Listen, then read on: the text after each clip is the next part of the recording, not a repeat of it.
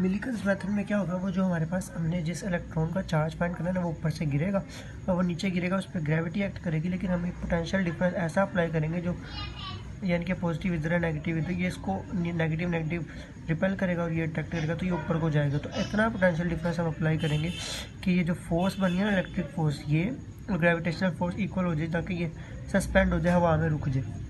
इन दोनों को हमने क्या करना है, इक्वल कर देना, इन दोनों को इक्वल करना है। यहाँ से जब हम इन दोनों को इक्वल करेंगे तो हमारे पास ये इसका वाला आ गया Q is equal to mg।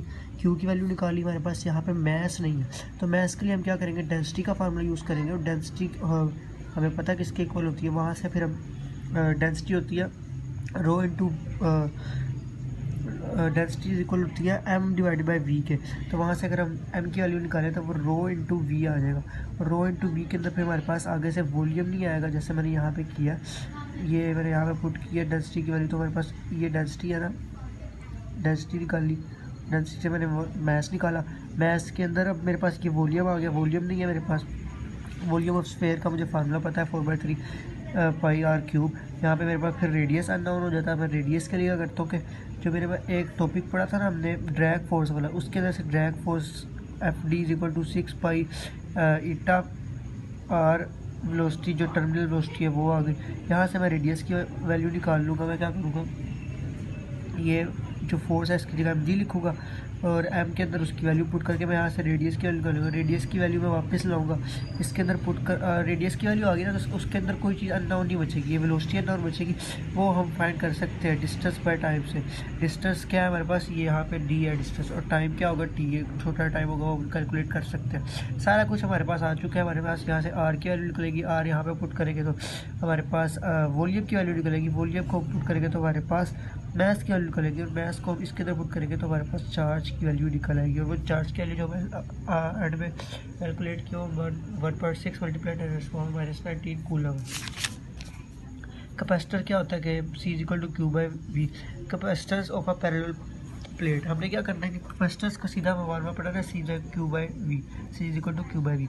Q का हमें पता है कि हम निकाल सकते हैं, इसको कैसे निकाल सकते हैं, यहाँ से निकाल सकते हैं कि हमारे पास जो डेंसिटी होती है वो Q by charge by area के बराबर होती है। यहाँ से Q की वैल्यू निकाल सकते हैं, ये उधर जाएगा, तो ये बन गया। इसको हमने इसके अंदर पुट कर देना है। उसके बाद जो V है ना, उसको हमने कैसे निकालना है, हमारे पास पता है हमें कि हमने वो पोटेंशियल ग्रेडियंट वाला टॉपिक पढ़ा था ना, E जो होता है वो V बाई डी, डेल्टा भी आ रहा था ऊपर भी और नीचे भी, वो मैंने वैसे ही नहीं लिखा।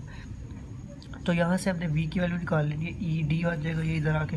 जब यहाँ पे V is equal to E D है ना, हमें पैरेलल प्लेट्स हैं दो, तो हमने इसके अंदर गॉसेस की थर्ड एप्लीकेशन में ये फार्मूला पढ़ा था कि गॉसेस का जो इलेक्ट्रिक फील्ड इंटेंसिटी निकलती है ना, वो density divide by absolute node के बराबर निकलती है।